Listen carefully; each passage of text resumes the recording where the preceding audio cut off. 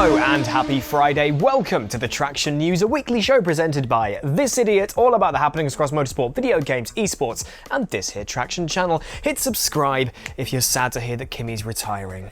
Ring the bell if you're hoping we hear about George Russell this week. Here's what's going on. After debuting last year to great success, Le Mans Virtual is back this year, but with a bit more to see than you probably expected. Earlier this week, the Le Mans Virtual Series was announced, featuring 5 races rather than just 1. Kicking things off at Monza on the 25th of September for a 4-hour race, it'll be followed by Spa, then Nürburgring, then Sebring for 6, 6 and 8-hour races respectively, and wrapping up with the legendary 24 hours at the Circuit de la Sarthe in January 2022 at the Autosport International Show in Birmingham, UK. You can check out just how the $250,000 prize pool will be shared across Traxion's YouTube, Facebook and Twitch pages, and plus, keep an eye on TraxionGG for more announcements as they happen. Last week, we talked about Assetto Corsa Competizione coming to the PS5 and Xbox Series X next year. This week, we're talking about Assetto Corsa coming to your iPhone. While most racing titles on mobile are usually very arcadey in their nature, Assetto Corsa Mobile is looking to change that, bringing simulation-like fidelity to the palms of your hands. Justin has reviewed Assetto Corsa Mobile. You can watch the video right here on the Traxion channel or read the review over on TraxionGG, and it's safe to say it's polarized the sim racing fanbase. Should it even be called sim racing since it's on a mobile phone? Does it even have controller support? Why not put it on Android too? All of that and more. Link below. Right at the tail end of last week, while we were reporting on Thrustmaster's new roadmap of products, we were greeted by one of those roadmap products probably a bit earlier than Thrustmaster would have liked. That's right, the T248 leaked early thanks to some eager influencers, and it turns out this is the hybrid wheel mentioned on Thrustmaster's roadmap. Combining both gear and belt-driven force feedback systems, the T248 is looking to be going up against the likes of the Logitech G923 in terms of price point and specs. Of course, proof will be in the pudding as to how well this thing stacks up against its competition, but you won't have to wait all that long for our verdict because we got one. So our review will be coming soon.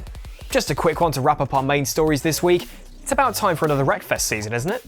Added are 2 new layouts for the Furwood Motor Centre, both offering mixed surface racing. Also available is a new bundle for the Firefly car, reminiscent of the Saab 96 rally car. Controversially though, after the fantastic Carmageddon update a few months ago, the zombies added into that mode have now been taken out. So, I guess I'm uninstalling Wreckfest. It has been a packed week in esports with several high-profile esports races taking place. Kicking off the action was the 4th round of the Formula Pro Series, this time at a sodden Indianapolis road course. The less said about wet Formula racing, the better, right? Mercedes-AMG Petronas driver Bono House took yet another race win, but this time it was in dramatic style, fighting back after a mistake on lap 1 put him back in the pack. Thanks to 2 more strong results, however, Team Redline have taken the lead of the team's championship. The Undercard Championship, the Formula Challenge Series, is live on this very YouTube channel later today. Several of the drivers competing in Formula Pro then competed in the ADAC GT Masters Esports Championship the very next evening. Held at the Rover Lausitz Ring venue, the GT3 field in RaceRoom had 2 races to try and eat into Moritz Lohner's championship lead. Independent entry Isaac Price took the sprint race victory, while Door Esports' Bent Barnkey took the endurance race win. Moritz Lohner, however, finished second in both races in a consistent display and is now odds-on favourite for the title. Things were also heating up in the eNASCAR Coca-Cola iRacing Series Championship as the end of the current season is near. The first round of the playoffs were held at the Darlington Raceway on Tuesday night, and it was road course expert Mitchell de Jong taking pole position. However, in the race itself, he managed 2nd place behind Bobby Zalenski, who has now guaranteed his spot in the Championship 4 race at Texas Motor Speedway. Finally, in other esports series, the 5th race event of the Real Race by Lamborghini took place at Zandvoort with Jordan Sherat, Fidel Moreira and Andrew O'Hara sharing the spoils. The 3rd race of the Ferrari Esports series also kickstarted recently, following the lengthy hot lap qualifying and qualification race stages. Isaac Price took yet another victory for the week in Group A, while Group B was won by Arnaud Lecombe. This week on Traxion, we review WRC10 and the aforementioned Assetto Corsa Mobile. Sam Neary puts some laps in our Simplexity rig right here at Traxion. Dave Cam takes you around Montreal in his most recent iRacing track guide. And finally, on the Traxion podcast, both Tom and John discuss what they're most excited for regarding ACC coming to next-gen consoles next year.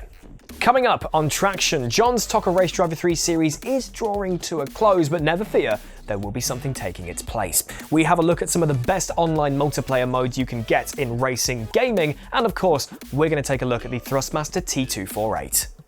Once again, that is it for this week. As always, links in the description below for more information about everything we've spoken about today, and one-handed hit subscribe if you want to stay tuned for all the aforementioned videos, ring the bell to be notified when they go live, and until I see you again, have a wonderful weekend, enjoy Zandvoort, hope it doesn't rain too much.